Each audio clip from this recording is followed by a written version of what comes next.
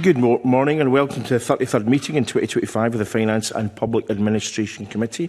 We have apologies from Craig Hoy, who is unable to attend the committee meeting today, and we've also been joined by Claire Adamson, who has an interest in this particular issue.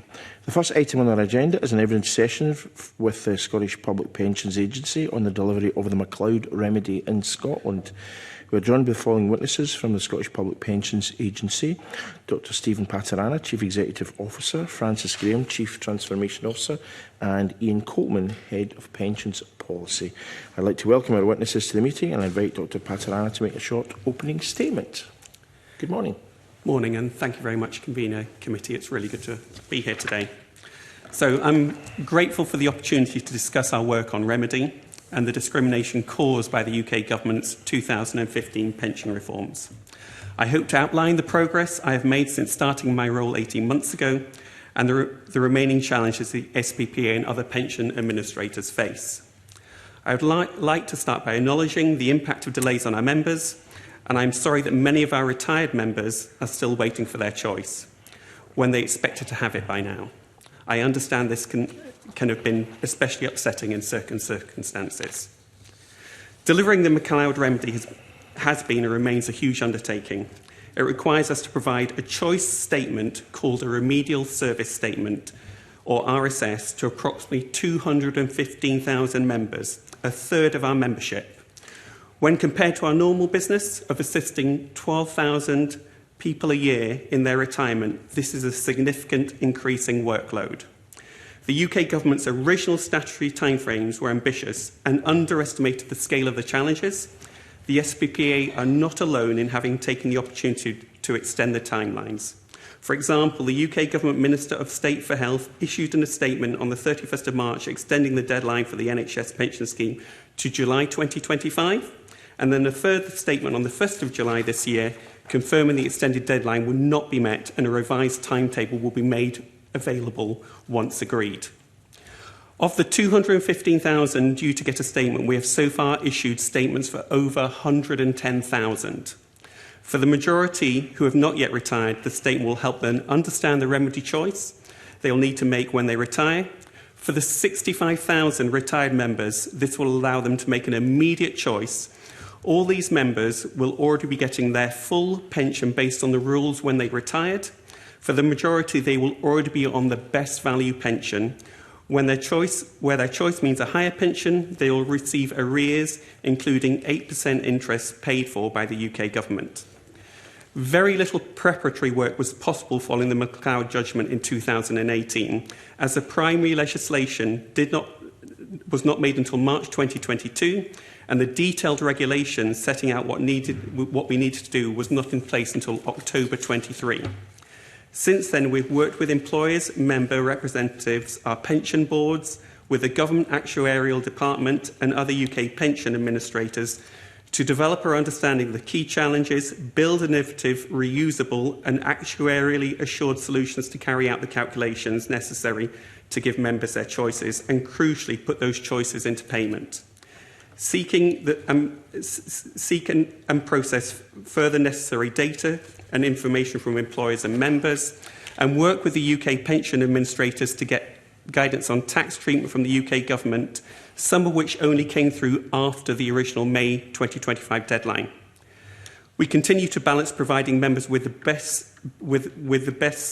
better idea of when they may be able to receive their choice, with the need to recognise timetables may move as we work through remaining complexities of delivery. At present, we are over 85% complete on police, and I expect this to be completed by the first part of next year. We expect to start issuing firefighter RSSs before the end of this year, with most statements issued by the middle of next year and the work completed by the end of 2026. We are targeting 40% completion of the NHS by end of March next year, with the bulk of this work completed in 2026. For teachers, we are targeting 25% completion by the end of this year, and again expect to have the work completed before the end of 2026. As an organisation, we've gained valuable experience and are making good progress against our revised timelines. We continue to take steps to improve member communications, innovate with digital improvements. Thank you for the opportunity to set out our progress to date in broad terms, and I look forward to answering any questions you may have. Thank you. Thank you very much for that opening statement. And in fact, the statement itself, while being very helpful, has generated a number of questions of itself. So, for example, we wrote obviously to you earlier this year, and in response on the 2nd of April 2025, we were advised that we aim to have all work completed for all schemes by 31st of October 2025. But that seems to me to have been incredibly optimistic given the information you've given us today. So, for example, you know, there still seems to be 105,000 cases outstanding of the 215,000. And also, I don't want to ask you multiple questions straight away, but it does seem to me, I'm just wondering why 85% of all police cases will be dealt with by 31st of March, but only 40%, for example, of NHS and 25% of teachers by the end of this year. So I'm just wondering if you can tell us why in the beginning, in the spring, you thought it would be completed by 31st of October, and it's clear that they won't even all be completed by next year, and why also different groups have different timescales in terms of the delivery. In that, so it might be best if I kind of break it up into bits to answer. So it's probably fair to it's fair to say that the complexity, we've uncovered a lot of complexity as we've gone along. So if I go back to 2022. The primary legislation provided the framework and set out initial timeframes, but it did not provide the clarity we needed by administrators to design the solutions. This clarity was dependent on making subsequent regulations, including specific regulations on tax. These regulations required additional guidance and clarification on guidance, some of which only crystallised in late May this year, well after the original timeframe. So all of this was coming to light. With that necessary clarity in place, a key part of what we had to do is develop calculators to be able to issue these remedial service states. And so just by way of illustration, I think this helps, because obviously some of this complexity didn't come to light early on. So for police, as an example, because that's the one we're most progressed on, there are 12 different categories that might impact a remedial service statement for a police officer.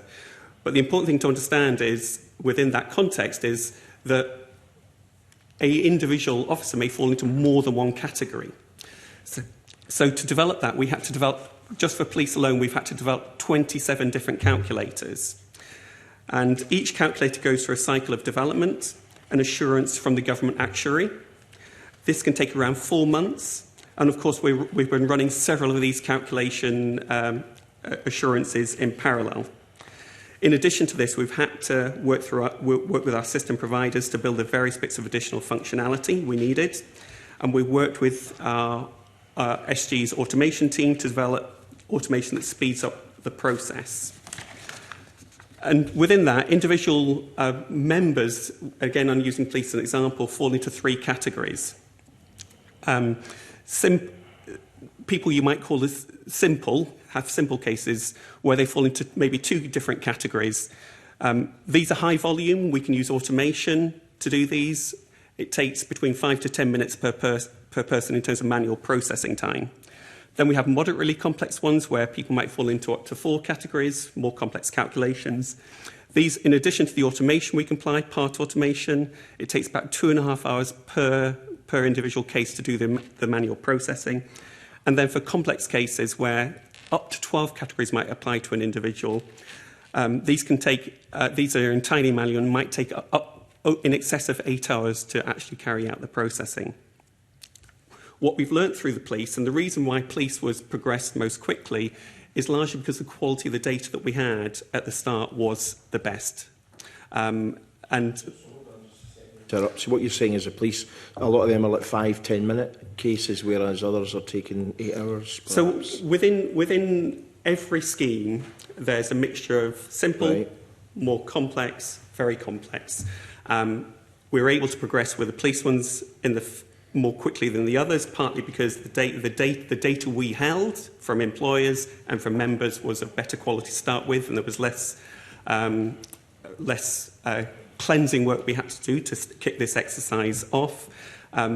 And that's enabled, obviously, us to progress that. And what we've done is we've learned through that process about all the different complexities. So at the point in time, if I go back to March this year, our understanding of that complexity wasn't there, but I would stress, Convener, that all the other administrators across the UK didn't have that understanding either. They were putting out similar timeframes. It's only through the process of doing this that we've got to the place where we're at now, where we have a much better understanding of the complexity and are able to work through that complexity. Okay, I mean, I find this all quite remarkable. You know, no one seemed to realise how complex it was going to be until May of this year. But if it's 5 minutes for some and 8 hours for other, that means that some take 96 times longer than others. So of other ones that take 5 minutes, have they all been done then?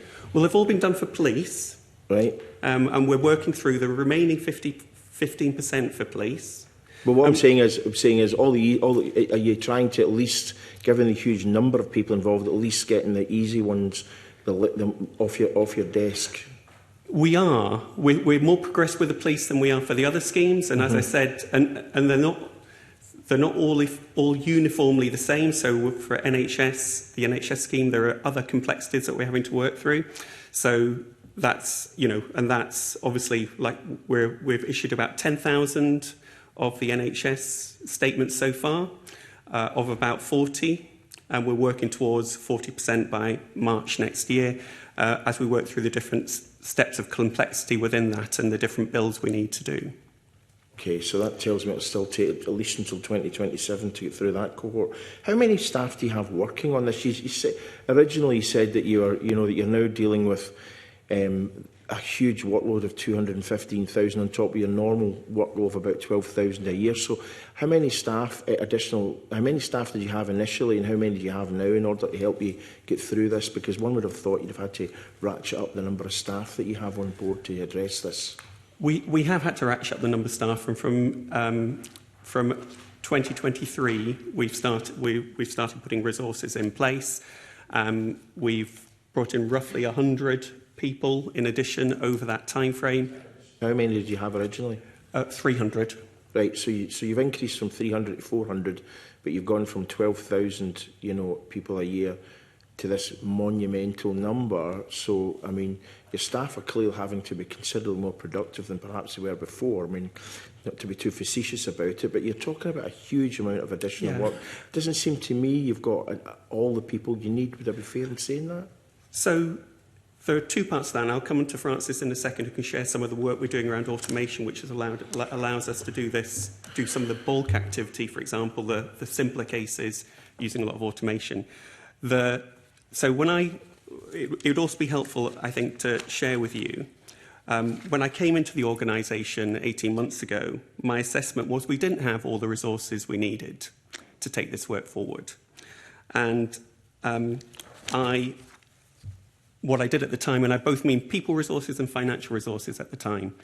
So what I did at the time was I diverted all non-time critical, I paused all non-time critical work in the organisation so I could divert resources to Remedy at that point in time.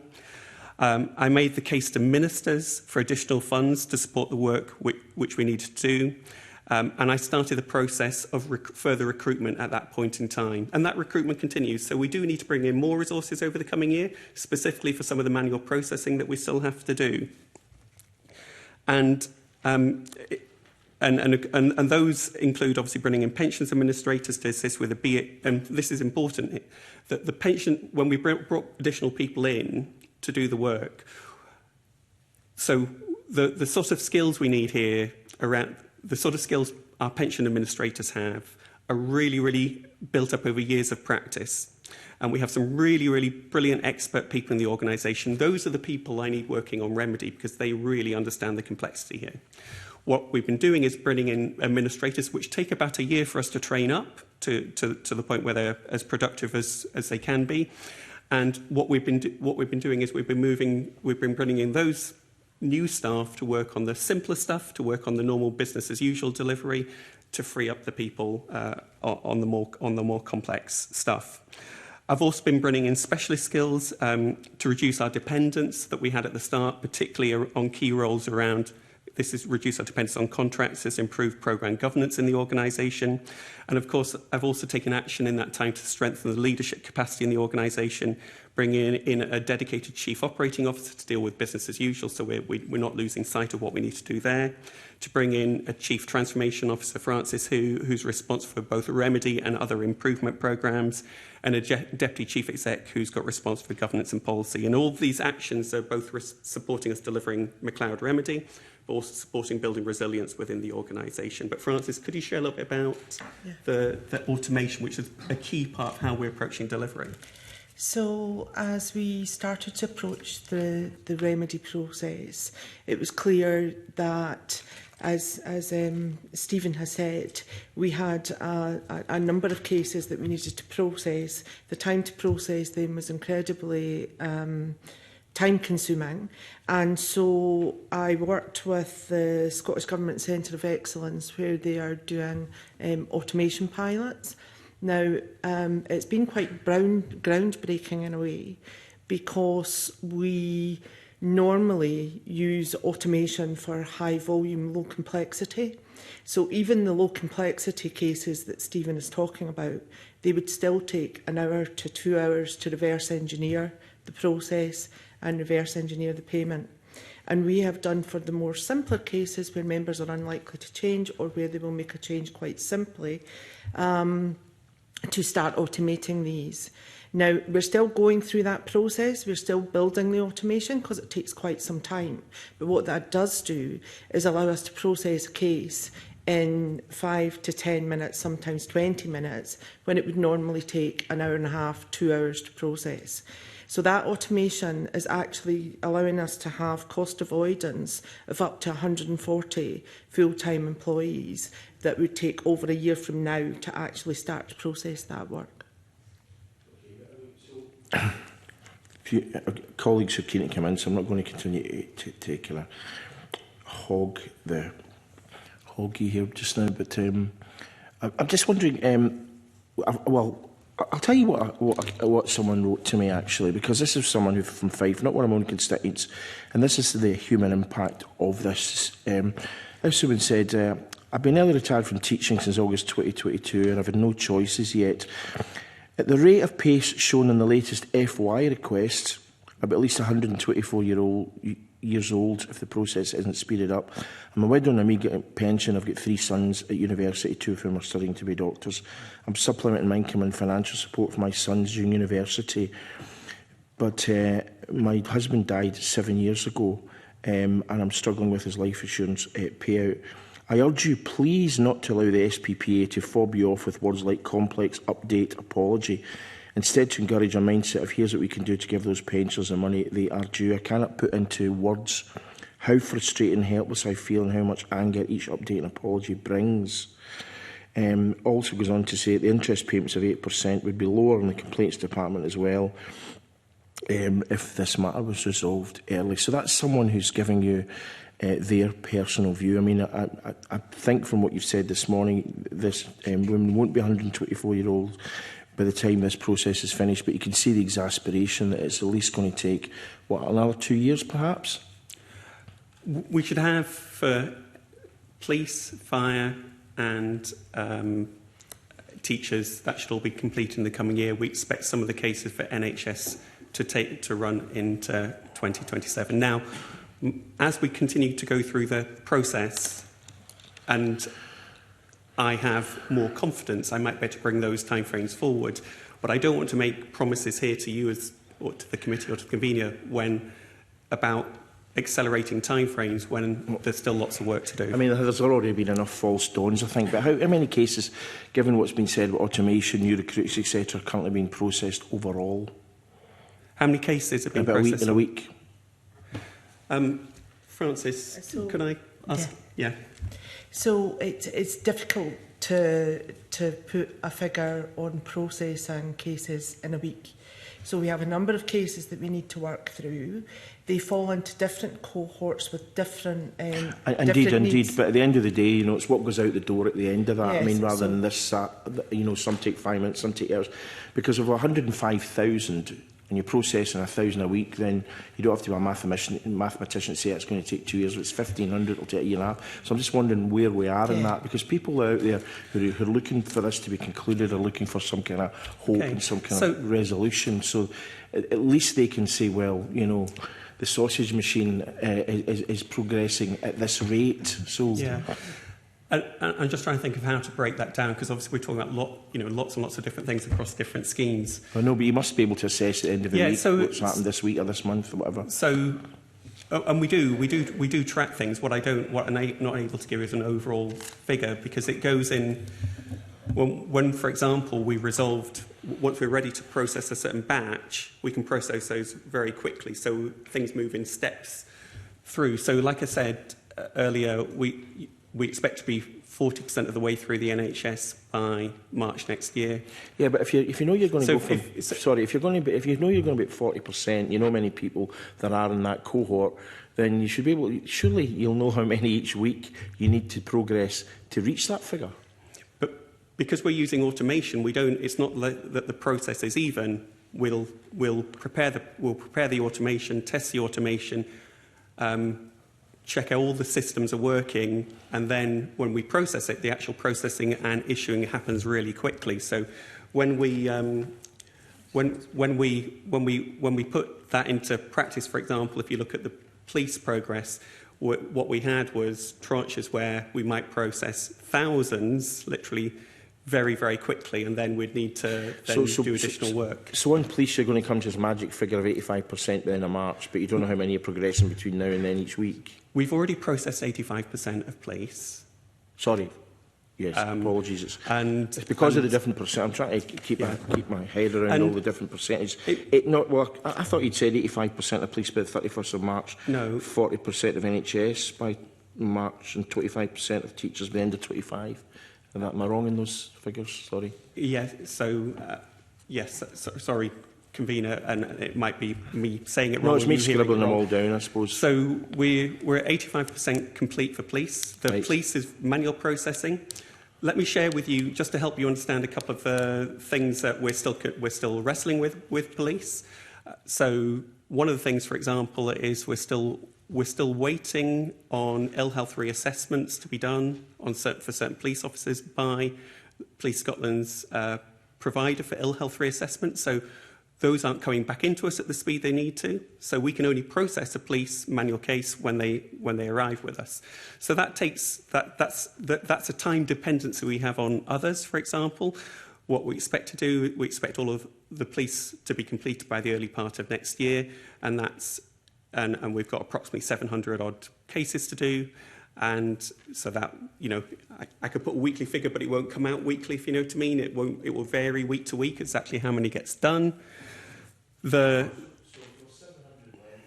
85% have been completed. There are only about 5,000 police. So how many were in each category of the 215,000? Because that gives you, because you can say 85% of police, but you're not comparing. Okay. It's not 85% of the same numbers, because each cohort is different. So how many in each cohort was there originally of the 215,000? Before coming to that, I think it might be helpful so the 215,000 figure is total remedy impacted people. Indeed, yeah. Which includes people that are in retirement. Indeed. And a lot of the conversation we're having here is about the people in retirement, which is 65,000. Yes.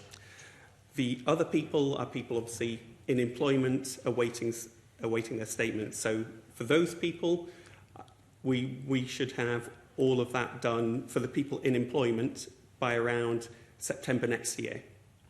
Yeah. Yeah. Well, why are you not prioritising those who've retired? Well, we are.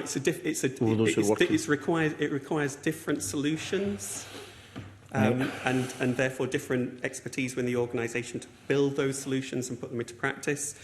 The police cohorts. Do we have the police cohorts, Andy, Francis? No, the actual volumes per cohort differed. So there was between 12 and 15 different types that they felt that the retired police officers fell into. and each of those required different solutions. We worked with some of the solutions were running concurrently, and the reason that we are able to work through what our expected timeline is, we have different people in the organisation working on the different solutions to move them through. We understand the process that we need to go through, so we need to take a look at the legislation, the tax implications. We need to work that through with our government actuarial department to make sure that we understand our calculations. We then take the calculations, work them through a process, then apply the process to operationally. We can make estimates on how long these are going to take, depending on where we are in building the calculations. The calculations then go into our government actuarial department. So that allows us to look at the different members' criteria, the different elements that affect the members who have retired, and that allows us to make our estimated calculations on how long that will take us to get to the end of the police cohorts by March. But how many were there in the police cohort and the NHS cohort, etc.? So in police there were, let me just check my numbers, it was 5,000, sorry, Ian's got the numbers there. So I have the numbers here, Convener. The police immediate choice cohort, that's retired officers, 5,995, NHS 37,700. What's that? Teachers 21,422, and for firefighters 1,835 retired. So that's your 65,000 basically, right? Okay, that's fine. Okay. So, now, just finally from me, you'd be glad to know, before I open up the session to colleagues, all of whom are keen to ask questions, incidentally, what is the cost of this going to be on the taxpayer overall, of this entire process? I mean, obviously it's the UK that's really paying for it, but what's the overall cost likely to be at the end of this? So, I mean, there are... The process of all this process Okay. that we're going through in resolving this issue. So the cost, it's... And just... So... The administrative costs, which are the costs obviously we're responsible for, we will probably come in at roughly under 20 million in total over a number of years. If you think about the staffing levels, approximately this year it's just a little. It will come to a run to a little over 4 million in terms of costs, and next year as well before the costs start coming down beyond that. The overall cost to the taxpayer, as you know, the figures are for the remedy itself, which is a correction to pensions. It's estimated at roughly 1.75 billion. Ian, maybe you could expand on that, if that's okay, in terms of helping understand what that figure really means. Yes, of course. The 1.7 billion was an estimate made by the Government Actuaries Department during the... Is this across the UK we're talking about? Across the UK, it's estimated around 19 billion. 19 billion, so 1.7 billion is the Scottish figure. That's right. And that figure represents the increased value in the overall benefits across the 5 devolved schemes for scheme members. So a key part of the reforms, UK Government's reforms in 2015, was assessing the affordability and sustainability of public service pensions. So a cost control mechanism was introduced under the 2013 Act, and that measures the costs of benefits accruing in the reformed schemes. That's measured by valuations for each of the 5 schemes every 4 years. An element of that is this cost control mechanism. Now, 1.7 billion is a lot of money, of course it is. In the context of the NHS scheme alone, the liabilities for that scheme are around 50 billion, so that gives you some context of additional benefit being accrued here. Now, that 1.7 billion is, the value of benefits for all the members in the 5 schemes, based on the remedy period between 2015 and 2022. It won't crystallise at any one moment. Some of that cost is payable, immediately under the immediate choice remedy. But the deferred choice will be spread over 40, 50, 60, 70 years as members retire and are paid their benefits until the point of death. So the 1.7 billion will be spread across, half a century at least. Okay, thank you very much for that. I'm going to open out the session. First will be John, to follow by Michael.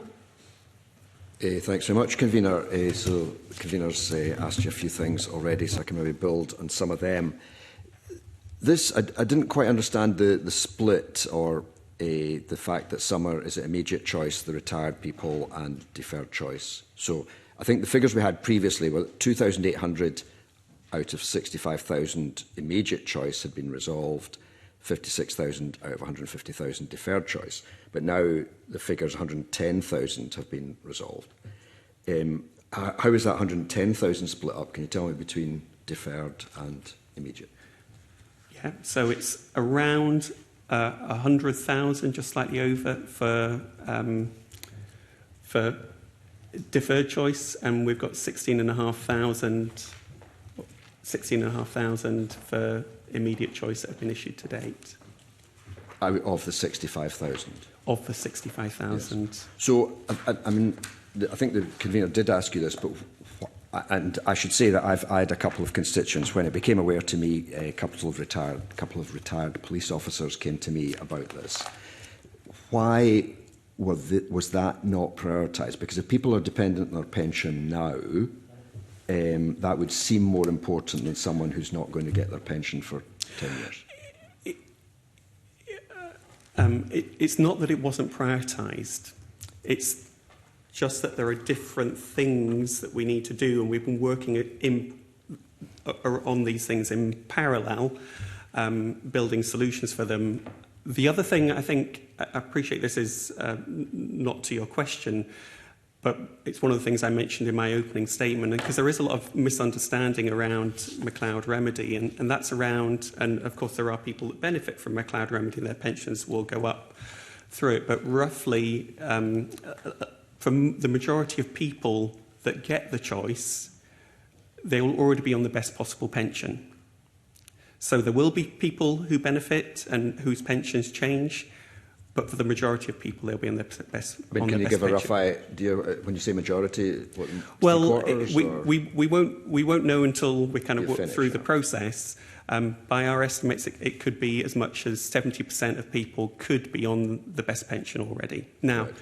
It will vary from individual to individual, because everybody, everybody is an individual. Their circumstances are specific to their career path and what they've done. So obviously for individuals, and as the Convener story shared, for different people, the impacts are obviously significant, and they want to make choices, and they're waiting, and that's frustrating, deeply frustrating for them, and we're very sorry we've not been able to deliver that at this point for a number of members, and we are working through it as quickly as possible. And I would just come back again to the fact that while I would love to be in a better place than this, I don't think anybody understood the complexity of this when it started. The UK government certainly didn't, and it's played out in where all other pension administrators are across the rest of the UK. But that 30% of the retired people, I mean, they're the ones that it's really hitting right now, aren't they? So even if 70% are on the right pension, 30% are on the wrong pension. Of course. I would have thought, I mean, is it a completely different skill set? I mean, none of us here are probably going to understand all the details of this, but is it a very different skill set to focus in on that 30%? It represents different processes within the organisation we need to, and different solutions we need to build to fix those things. Because for the people that are immediate choice, what we're providing is, deferred choice, the people that are still in employment, we're providing an estimate. So when we're providing a solution to somebody that's already in payment, there are all sorts of other considerations we have to bring into play. For example, if you're a police or fire member, you'll have to make additional pension contributions to receive that better choice. Mm-hmm. You'll have to pay tax as well for things. There are interest payments applied both in terms of money you owe and the money you'll receive, different interest payments. All those calculations have to be built in. So the solution that you're building is actually very different and different to when we're providing an estimate for the people that are still in employment, if that and was it a lack of skills that you couldn't put more people onto the retired work and fewer onto the deferred work? So they are different skills sets, and there are and maybe it's worth, because obviously the convener raised at the start, why aren't we able to equally progress each scheme in parallel at the same speed, I think is the question the convener put. And I think it's, and this plays into both strengths within the SPPA and challenges it has. So as an organisation, we are pretty unique in the United Kingdom for being responsible for public pensions administration schemes. Most pensions administrators are responsible for one. That's what they do. So for us, that means we're configured in a slightly different way. It gives us strengths because we're able to build up expertise that we can share across different schemes. But there are specifics to each scheme where we actually need real specialisms. That means some of our teams are shared across the organisation doing the same sorts of tasks, and some of them sit within different schemes. And that means when we've kind of had to configure the work, we've structured it around, you know, the readiness in terms of the data, because we're dependent on data. If the data we have from employers in our systems is good, then we're able to progress things more quickly if there's more work to be done there. So there's been some element of where we've had to stagger the work. A good example, for example, to help you help illustrate that, for the fire scheme, which has lots of similarities with the police scheme, there are a couple of other remedies that are needed to that scheme due to other legal challenges that have happened in a similar time frame to McLeod Remedy. To better progress with the McLeod Remedy, we needed additional data from the employer. It took quite a long time to get that data to us, and then it has to be incorporated into our systems for us to build it. So the reason why we're slightly behind on fire relative to police is because of that. But the bit that I think that helps in all of this is a lot of the things we build to deliver police are reusable. They need tweaking, but they're reusable. So this gives us more confidence when I'm talking to you today about the timelines going forward in terms of our ability to say, okay, yes, we know what we have to do with fire. It's behind police, but these are the things we have to do, and actually we've got lots of the solutions in place now that we need. Okay. So you said that, I mean, some staff, retired people, are already on the best pension. Some will get an improvement. But are some having to pay back? Because according to this week's 1919 magazine, they interviewed 3 retired officers, police officers, and some of them are having to pay back. So the net effect is negative on them. Is that common? It's not common. And again, this is a useful example to bring up.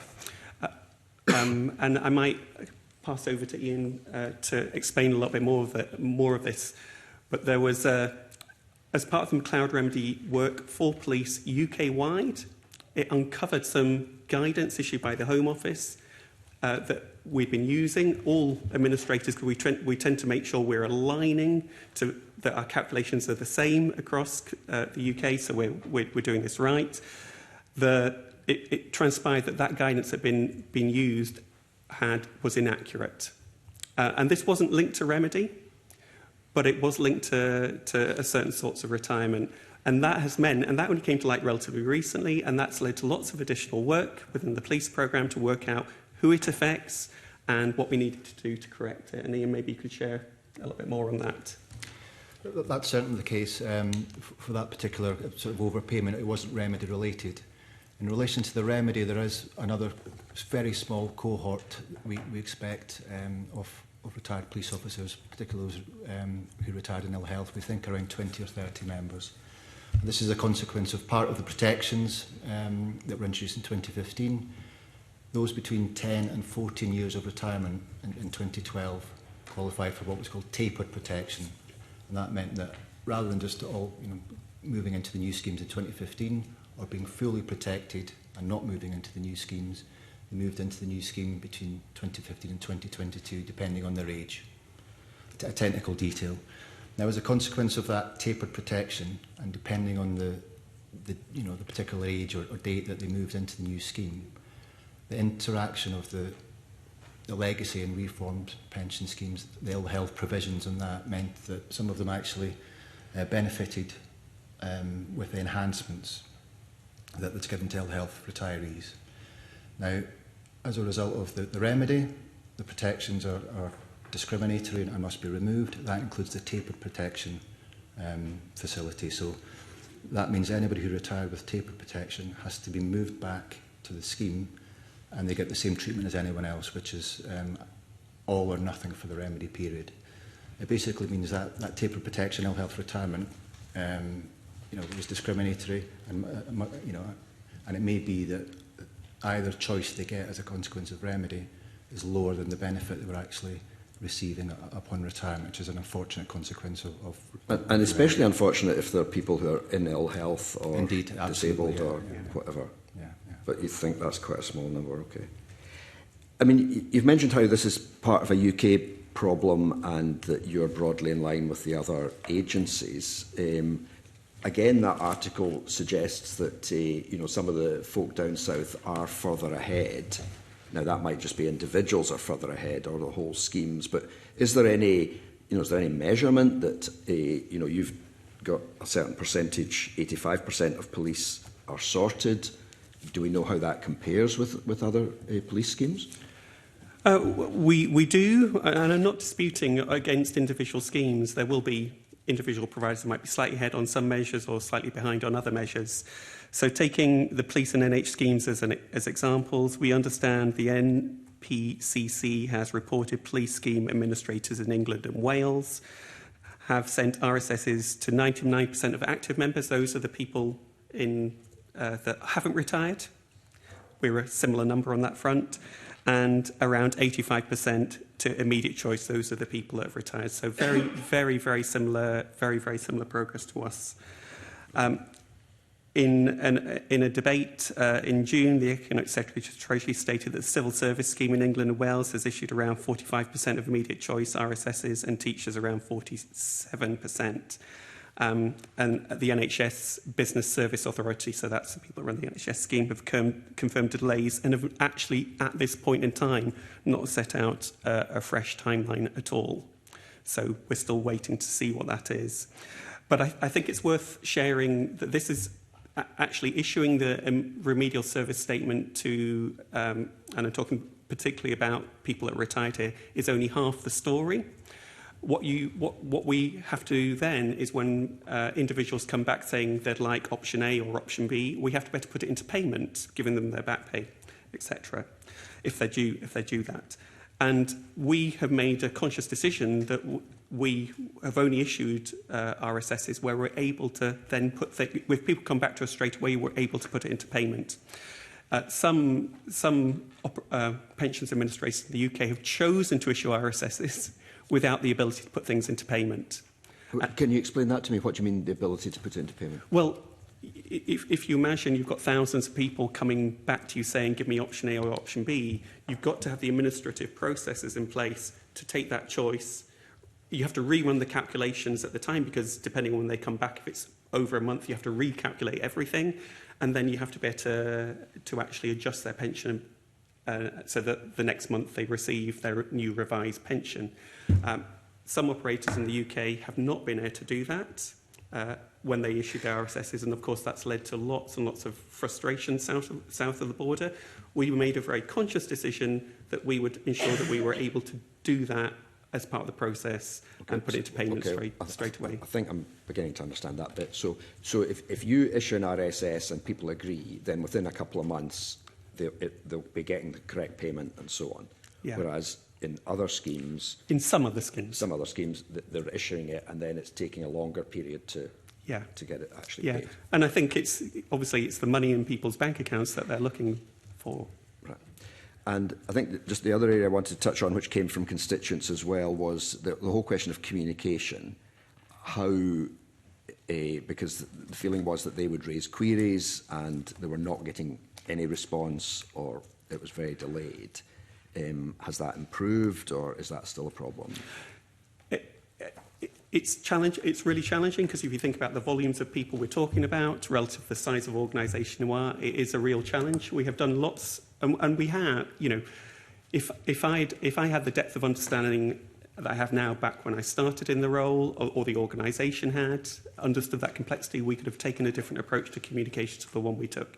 What we've done is lots of work around trying to improve our communications over time. Maybe we can pass to Francis to share some of the things that we've done. So originally we did issue letters to all members that were impacted, just to make them aware of what the remedy was. That was obviously back in 2022-2023. We also set up an online remedy hub. And as part of that initial communication, we told members that we would keep our remedy hub updated on an ongoing basis, and that was the best way for communication at that time.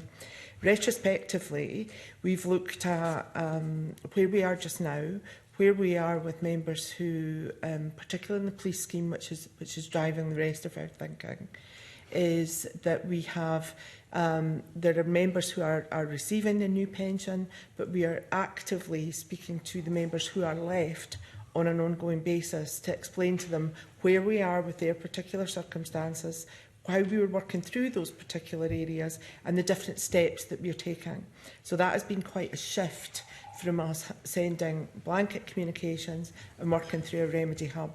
We're now working and sending specific letters around specific circumstances to those members to explain is their that one-off, or is circumstances. that something that happens regularly? So we will continue to do that until people have had their remedy statement, and then they'll be able to make their choices. So as soon as somebody has their remedy statement, they will come off our list of ongoing communications, and we will look to understand the issues that are still working through for the members that are left, and depending on what their particular circumstances are, in which cohort they fall into, we will then write to them and tell them the expected date that we'll be working to. And might add to that one of the things we do as part of our communications, obviously we have pension boards of which we have employers and union representatives for each scheme around the table. We have communication working groups. So all our communications, whether they be on the website or in the letters we issue, we work through those, particularly with the unions, to try and get the framing right, or as best as we can in terms of clarity, because obviously, it's, as you rightly recognise, it's very complicated, quite hard for people to understand how this might impact them. And I just want to let you know that and we've also run webinars as well as part of that process. Okay, thanks, Convener. Thank you very much. Michael, to be followed by Liz. Thanks, Convener. So you said that you don't want to make any promises that you can't keep in your answers to the convener, but on 1st of April, that was the statutory deadline that you were set, and you pushed that back to the 31st of October of this year. Then by July, you said you were going to keep that statutory deadline, but there was some work that would be tail on to the 31st of December. The 1st of October, you said that some of that would be finished in 2026 and then others in 2027. I mean, you've been making promises that you can't keep for a long time, haven't you? So what I shared with you earlier about the actions I took since coming to the agency, I agree with you. Going back to March, I didn't have the depth of assurance I needed to understand the complexity that was there. But again, I go back to it that no other UK provider was ahead of us in terms of their communication and understanding. So maybe that assurance wasn't available. I wish, at a personal level, that I had been able to be clearer. I don't think it would have changed the timeframes, because I don't think because if you look at our progress, the progress is similar to other people. What would have been good is if we were able to communicate more clearly earlier on what the timeframes really would have been. Now, that's what I'm trying to ensure is in place now. Okay, so in the gap, so the gap between 1st of April and July, when you went from saying that, essentially that could be completed by October, to then saying actually this is going to run on significantly longer than that.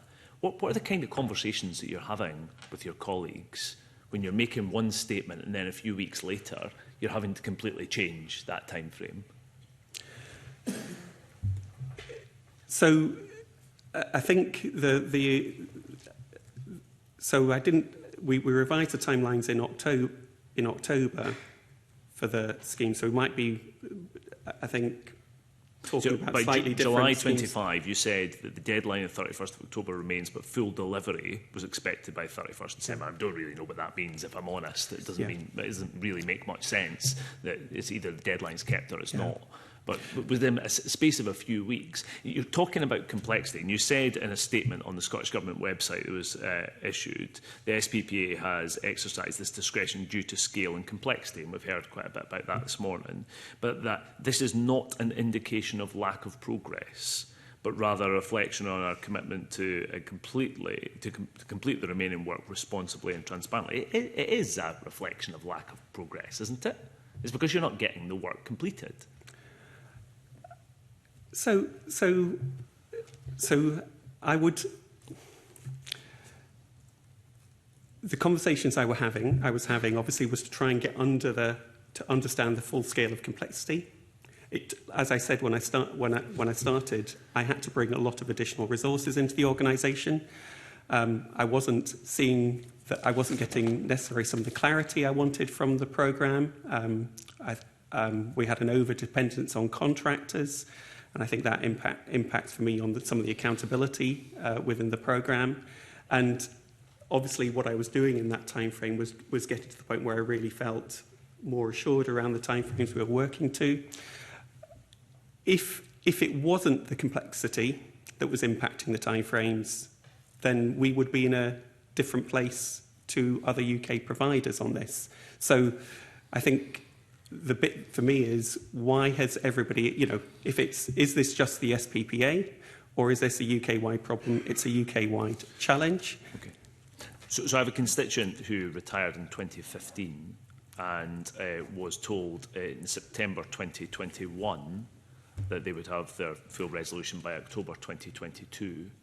But now they're being told that by your evidence today, that'll be 2026. They've been retired for over 11 years by the point at which that there is any remedy to their pension. And this isn't really just about, a lack of certainty.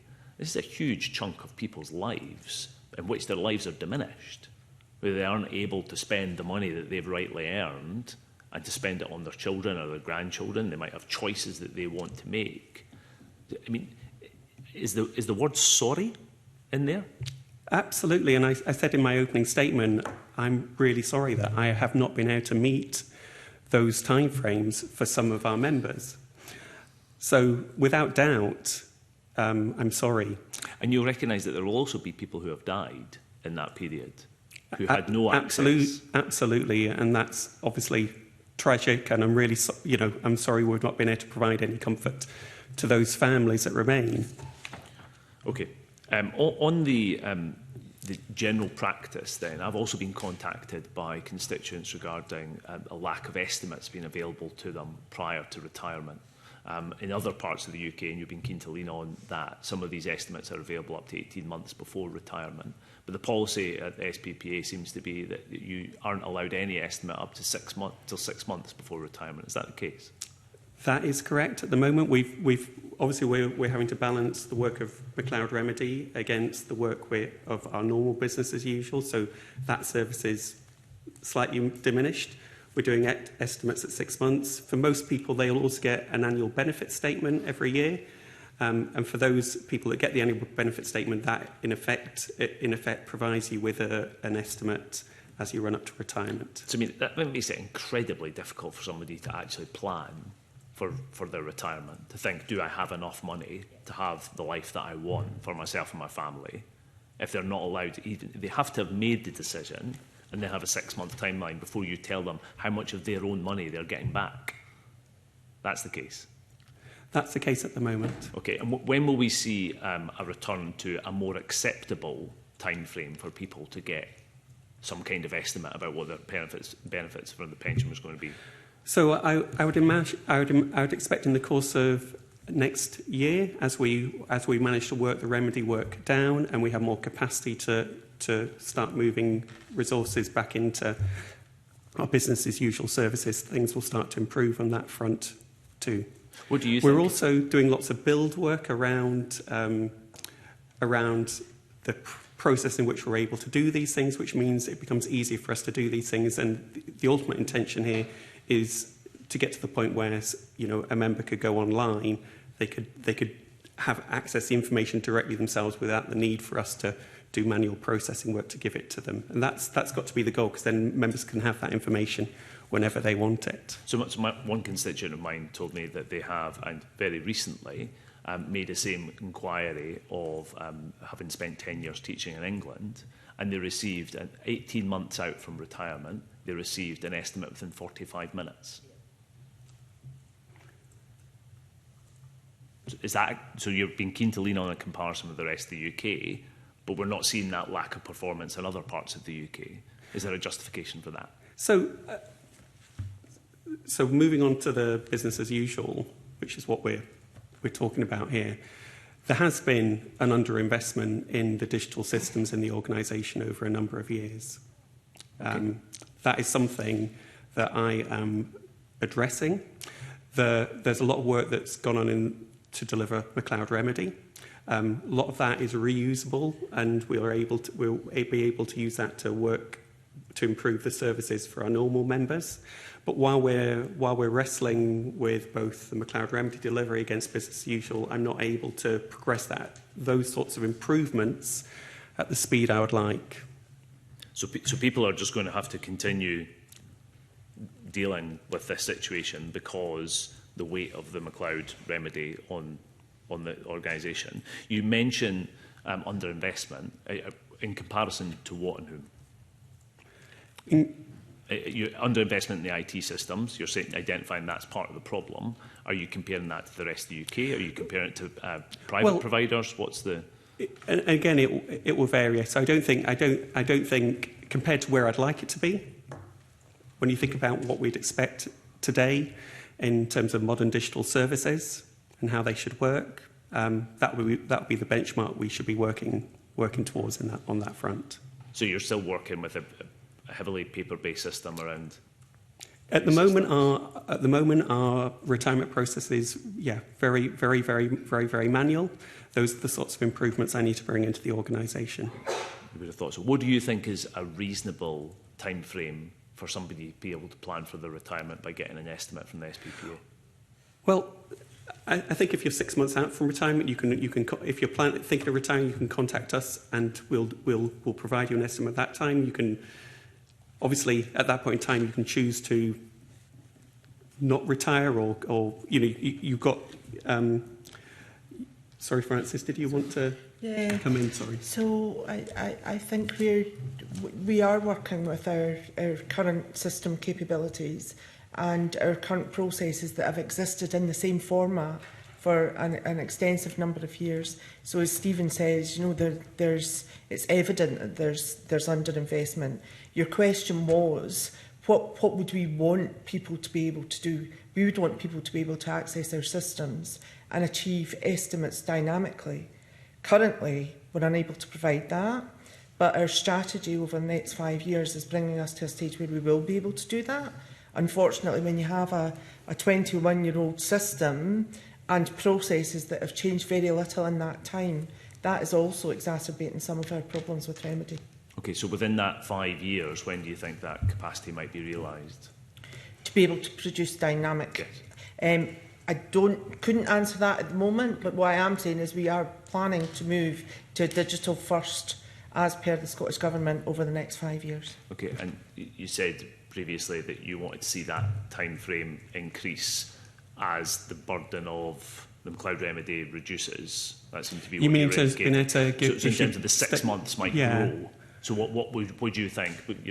Francis Graham has identified that that's the aspiration within 5 years on a strategic level. What do you think is an acceptable level? Where would you want to see us get to within the next 2 years? Well, I think within the next 2 years we'll definitely better move back to a place we were in before, where we're able to provide people with statements when they request them. We should have capacity at any point. However, obviously, the thing we really want to get to is where, as Francis describes, we are on a self-service system where, and we've started to build some of that already. So we've moved to, at least for NHS and teachers, we're moving to a new Engage portal at the moment. So people where to log in, update their data, where to start looking at things digitally. So all of that is happening. We're laying the foundations for that, but it's work in progress. Okay. Thank you, Kabir. Thank you. Let's move forward with Michelle. Dr Patarana, I have to say that this is one of the most concerning evidence sessions that I have sat through as a member of this Parliament. because I don't really think we're getting the answers that we need, and I'm sure that many of the members within your different sectors will want these answers. Appreciate that you've said sorry, but it's not going to be good enough for an awful lot of people who are still waiting for their payout. Can I just ask you, before I come to my specific questions, can I ask you for a matter of clarification? You said at the time you were answering the convener that the data that you hold for NHS and for teachers is not as good as the police data. Can you tell us why that is? Francis, if you could expand on that, please. Thank you. So some of it is system capability and some of it is the sheer volumes that we're dealing with. So Police Scotland and SRFS are single employers, so the data comes from them quite cleanly through our system from one employer. With NHS and teachers, we're dealing with multiple employers. We're dealing with different capabilities. In NHS, we have over 800 different employers that send us information in different formats. Also, at the time when people retired, between 2015 and 2022, our processes allowed us to manage that individual's information being received either from their employer, from the member, or from data held in our system. We would also gather information from the employer, and we would take that information at the time of retiral to process the retirement. And it would come in different formats from the 800 different employers, and we would store that in different places, but still attached to the record. However, to be able to re-engineer that, we now need to go and find that data in different places, because it was never anticipated that we would revisit information that allowed us to do the retirals at the time. But Ms Graham, surely that's a historic problem. Yes. Right. And has the SPPA not thought about the difficulties that produces? I mean, this has obviously brought the whole issue to a very considerable and very problematic ways. But has the SPPA in the past looked at its structures to try to resolve this? Because surely that's a massive problem.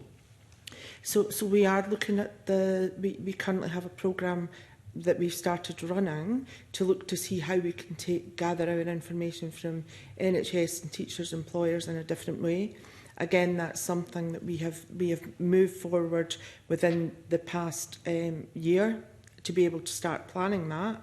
But we need to wait until we are through the remedy work to enable us to move to a different process. Technology, AI can help with, rather than having to do so much in terms of manual work? So it's not so much AI for this, but it is technology, and we have the potential for the technology. We use it already for police and fire. What we'll need to do is onboard NHS and teachers to use the technology now. There's questions of system integrations with different systems people use.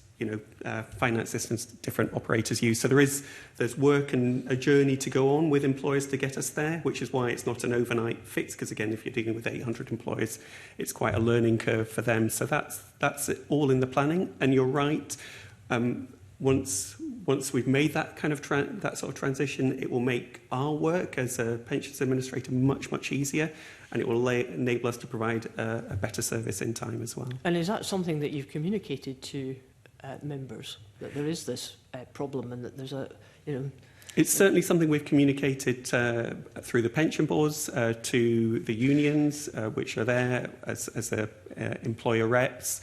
I think I wouldn't want to be. Obviously, it's a technical thing that's happening in the background. For most people, they won't see it when it happens. Well, I have constituents like the rest of my colleagues who are very, very concerned about this, who feel, as Mr Mara said, that people's decisions about their future, about their families, has virtually had to be put on hold with the very considerable anxiety that comes with that. I've got one particular constituent who's asking me, what have you done in SPPA about your governance issues? Have you gone through your governance in terms of addressing whether you think you are an efficient body that is capable of sorting out the problems that we're hearing about this morning? So, in short, yes. There's lots and lots of. Tell me what you've done. So I've when I arrived in the organisation, the Remedy programme was very dependent on contractors in key governance roles. What I brought in is experience and have been bringing in experienced staff to take on ownership of the programme. So and Francis can say more about the Remedy programme specifically. So there's deeper governance changes I've made there. I've brought in members of our Management Advisory Board and ARC to sit on our Remedy programme board again to give me assurance about what we're. And how are you measuring how effective that's been? Because if you took it at face value this morning, it's quite clear there are a huge number of issues. And I'm sure people in your membership schemes are not exactly very impressed by what they're hearing. So what are the measurements that you're using to persuade us that things are getting better? So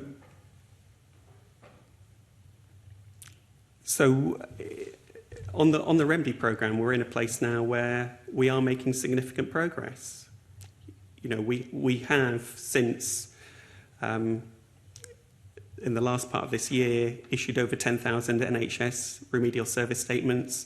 In September alone, we issued close on 100,000 statements to people still in employment. So we have been fixing issues at a rate of knots with the programme. I'm sure a rate of knots is the best terminology to use on this, but anyway, carry on. Well, so, you know, I would like to be in a place where this was all much, much more progressed. But I'll have to keep coming back to the point that the scale of this was not understood by the UK government.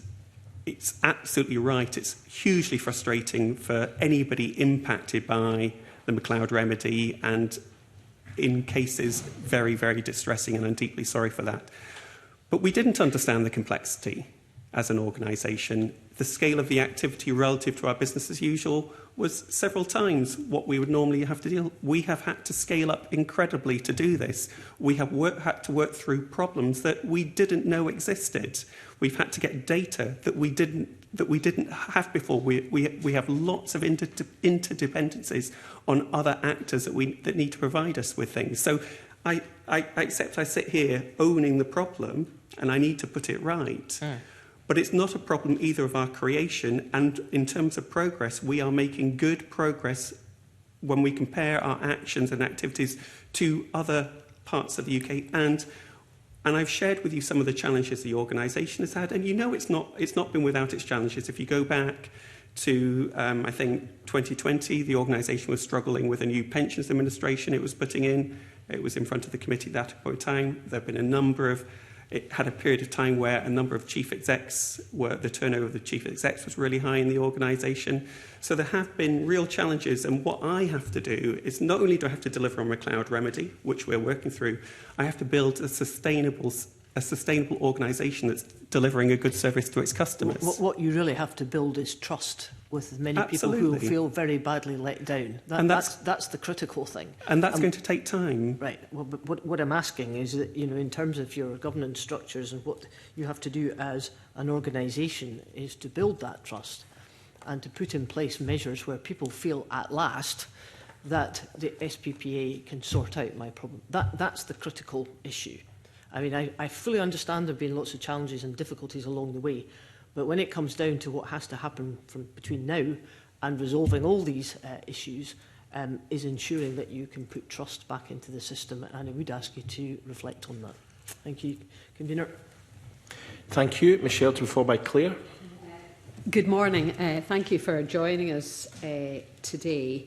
I just wanted to explore, first of all, who and in what ways you're reporting into government on this.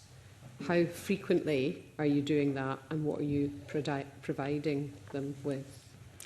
So I report into Mr McKee as the Minister that is responsible for the SPPA. I provide Mr McKee roughly with a monthly update in terms of progress delivery, any particular challenges that we might still be facing, if any bits of the programme, dates might be moving and things like that. And I regularly meet Mr McKee on that front as well. So that monthly update, does that include all your kind of management information data, or is it just a free-form textual? It's certainly on McLeod Remedy, it's a management information data. I don't necessarily provide Mr McKee with an update on business as usual data unless there's something particularly to update him on. Okay, and what kind of feedback are you getting? So obviously, Mr McKee is very supportive of what we're trying to do. He's backed the investments that we need to make. He has been down to see some of the automation that we've been delivering, so he's engaged in what we're doing. Obviously, rightly, he would like us to be in a better place, a better, stronger place where we've made more progress. But he understands that there's the complexity, and he understands there's a lot of work we need to do to get this over the line. So he does expect me to update him regularly. Mm-hmm.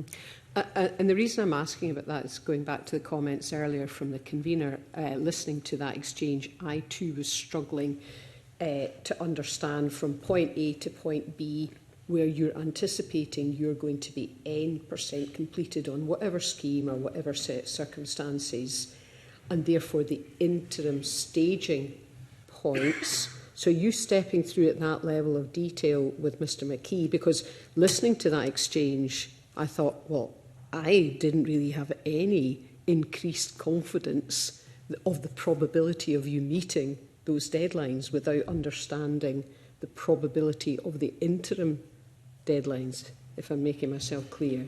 So are you able to step through that with Mr McKee, or is he so busy? I imagine he's extraordinarily busy just taking the kind of end point without interrogating the interim points. As I've shared, he has been down to see the programme, meet with people and understand some of that detail that lies under the surface. We do talk through some of those interim milestones and where we are with respect to them.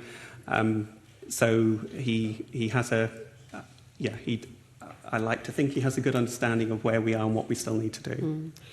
And again, I suppose the reason I'm asking about that is, what would be your assessment for the people watching this session? And you're probably aware there's some members of the public in. Will they, arising from this session, be more or less confident about their own particular situation, do you think?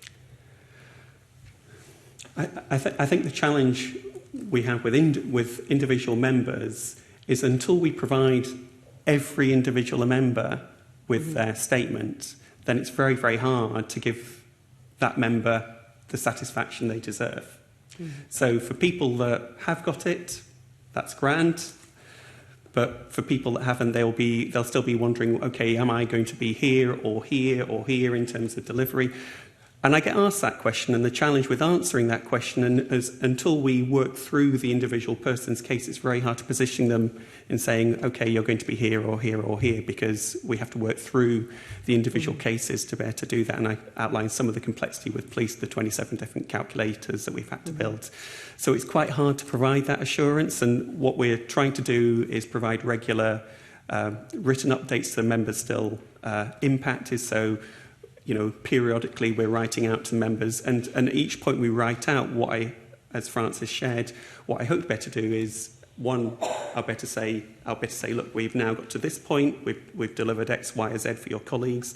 These are still the things we're working through, or these are the things that are impacting our delivery, and these are the timeframes, either which will next update you in, or by the time we expect to be finished. Yeah, I suppose my assessment is, given that the people who are most interested in watching this session, or indeed attending it, are the ones who have not yet derived satisfaction, I gently suggest that probably they're less confident for the issues that we've pulled out, particularly the perennially moving date of when things are going to be completed. So within that, and you touched on it a little bit earlier, but I'd like to hear you walking through what you're going to do. Knowing what you know now, what would you do differently? So, if I had an understanding of the complexity at the start, I would have communicated very, very, very differently from my time. Now, that would have made me unique among all pensions agencies in the UK, I might add, but I would have communicated much longer timeframes to people from the start. So back to your point about confidence or lack of confidence, some of that is due to us putting out timeframes that we've not been able to meet. I recognise that is not good.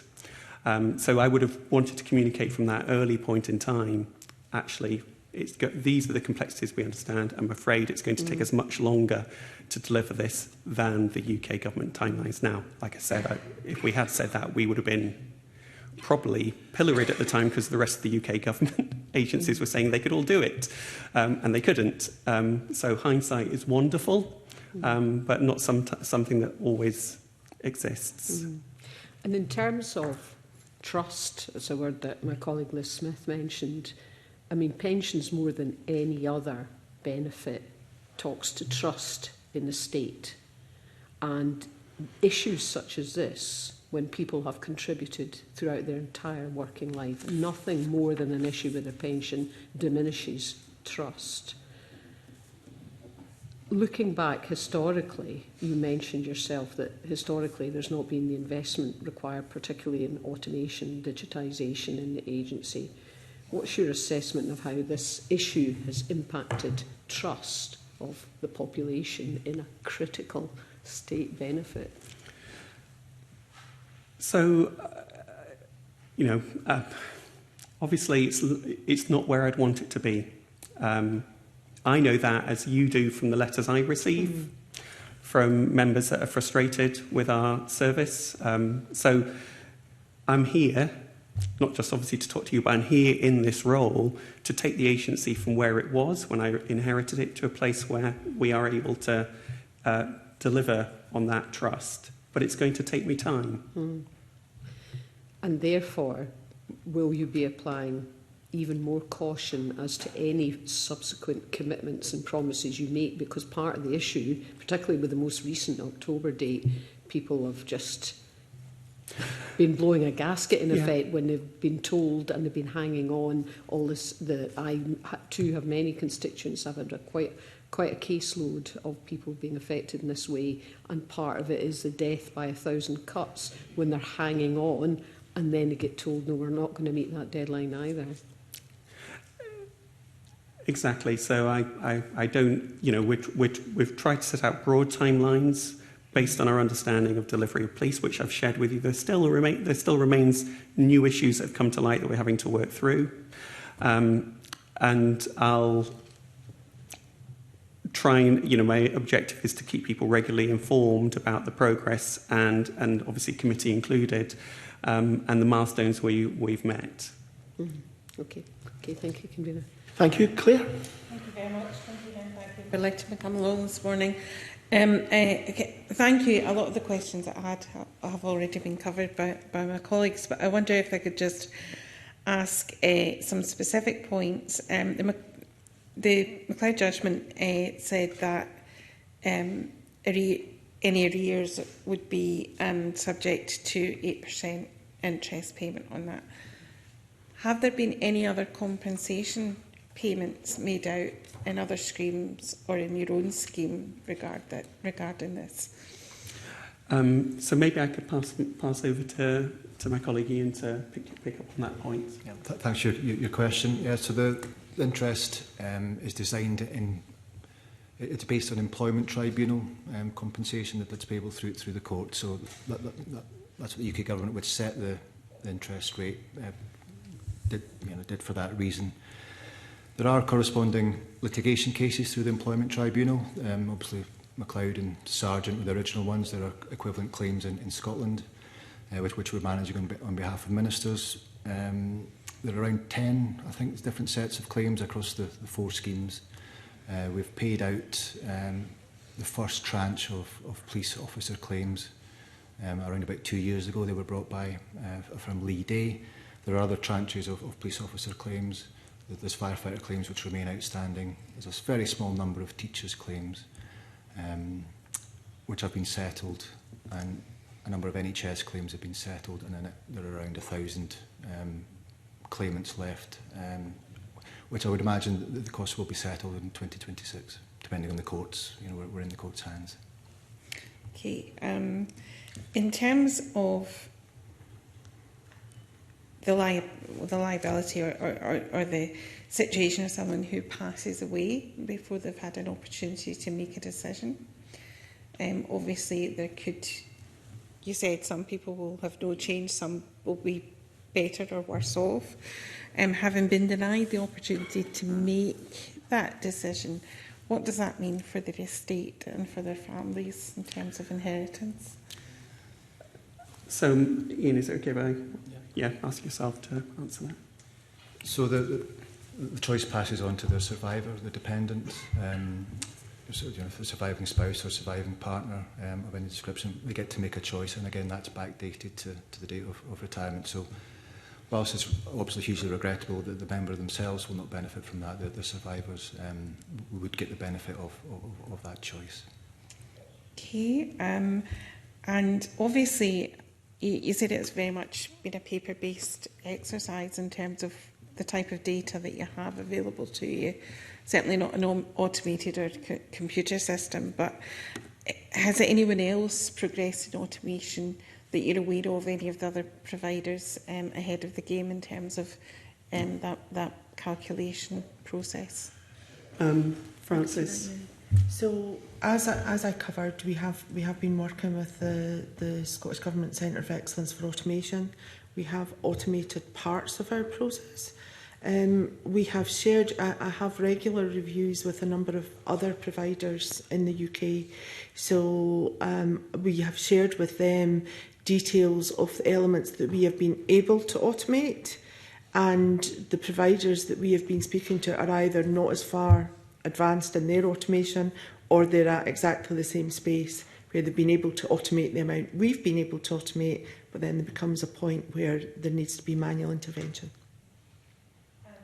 In terms of the decision-making process, because you say you're much further forward with the police, and there have been decisions taken about the priority and the order in which these things are done. But for those who have already retired, given the nature of work and everything else, a lot of that may be due to health reasons. So has there been an equality impact statement on that, or a process in terms of that decision making for those people who have already retired? I can take that. So there hasn't been a decision to move members to different timeframes. What is driving the detail behind that is the different levels of complexity we're having to work through. So when we have a member that we are still to process that may have ill health, they may also have a number of other elements that we need to take into consideration. So these members may have a pension sharing on divorce. They may be previously high earner, so they have lifetime allowance implications. They have scheme pays from previous annual allowance breaches that we need to take account of. These members may also be impacted by the ill health reassessment that we're waiting on coming back. So there are different levels of complexity that we need to work through. And as Stephen was explaining, in the police scheme, the contributions that were due in the legacy scheme are different from the contributions that were due in the care average earning schemes. So on top of that, we need to wait for the members to make their decisions so that we can look to either to get the right set of contributions. So they may either be due us money or we will be due them money based on what decision they make. We need to apply the different tax regulations on top of that as well. So once you work through those 3, 4, 5 different elements that a person has, take on board the tax, offset and onset the different tax applications to make sure that the member's getting the right amount of money. As well as that, as we walk through each of these complex situations, we're making sure that we're having our government actuarial department assuring and quality assuring these calculations that we're doing, because the last thing we would want to do is put something into payment for these members and then have to go back and say, you know, actually, we didn't take account of that at that point in time, and now we need to make another change to you.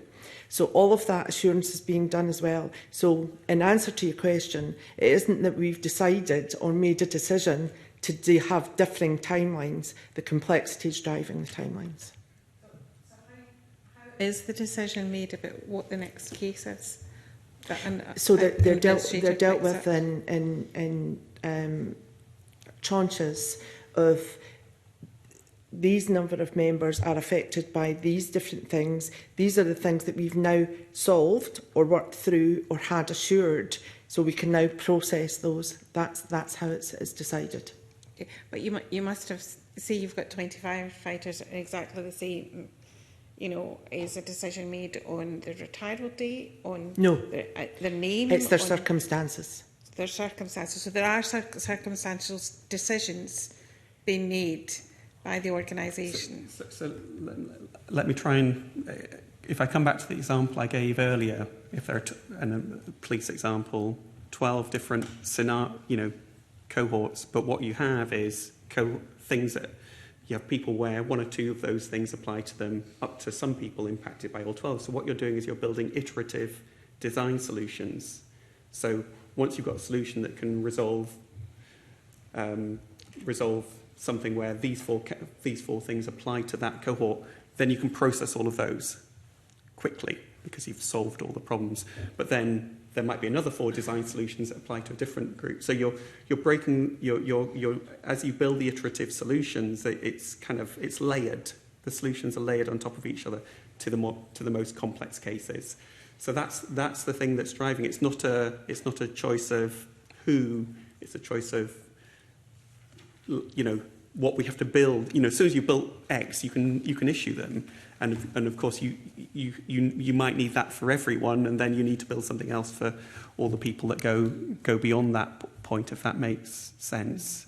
So for 2 people with the same retirement date, the difference could be years in terms of when they'll get their calculation, if they've got different levels of complexity. It's the complexity that's driving the decision, yes.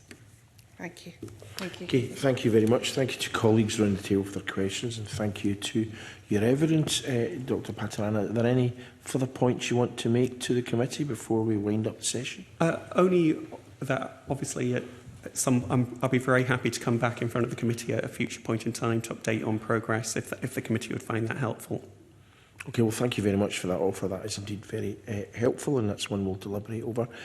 Okay, so thank you. We'll now call a 5-minute break before we go into a private session and to allow our witnesses, broadcasting and the official report to leave, and indeed members in the public gallery. Thank you.